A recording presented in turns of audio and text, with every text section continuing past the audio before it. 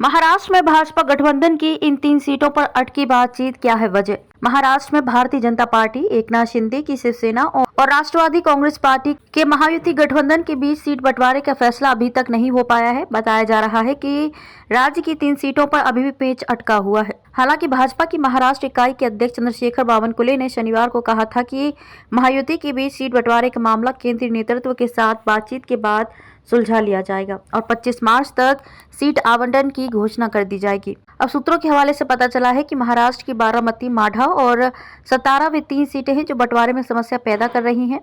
अभी भी इस बात पर अनिश्चितता बनी हुई है कि गठबंधन की कौन सी पार्टियां उन सीटों पर उम्मीदवार उतारेंगी। महाराष्ट्र की सत्तारूढ़ गठबंधन में भाजपा मुख्यमंत्री एकनाथ शिंदे के नेतृत्व वाली शिवसेना और उप मुख्यमंत्री अजित पवार के नेतृत्व वाली राकांपा शामिल है।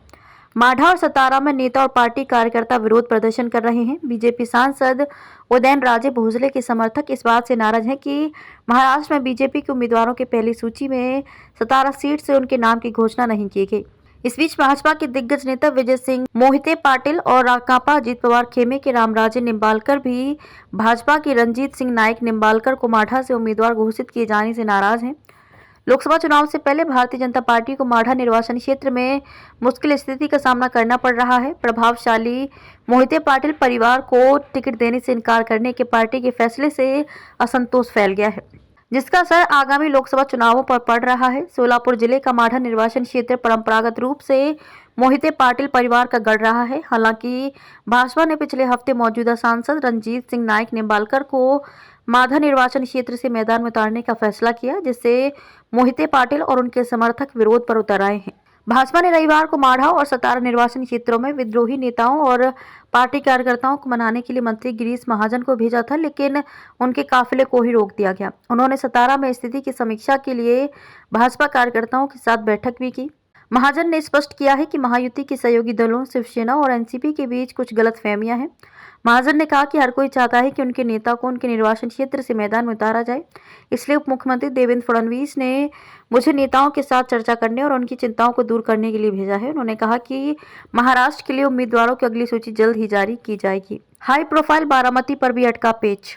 बारामती एक और ऐसी सीट है जहां शिवसेना और राकांपा के बीच आम सहमति बनने को है। पूर्व मंत्री और शिंदे सेना के नेता विजय शिवतारे बारामती से संभावित उम्मीदवार अजित पवार की पत्नी सुनेत्रा पवार के खिलाफ लड़ने की कसम खा रहे हैं। मुख्यमंत्री एकनाथ शिंदे ने मनाने के लिए सोमवार को शिवतारे को बुलाया था। बहरहाल शिंदे से चर्चा के बाद शिवतारे ने मीडिया से कहा कि वह अपनी विधानसभा सीट पुरंदर के अपने समर्थकों से बात करने के बाद अंतिम फैसला लेंगे। गौरतलब है कि महाराष्ट्र की 48 सीट के लिए लोकसभा चुनाव 19 अप्रैल से 20 मई के बीच 5 चरणों में होंगे।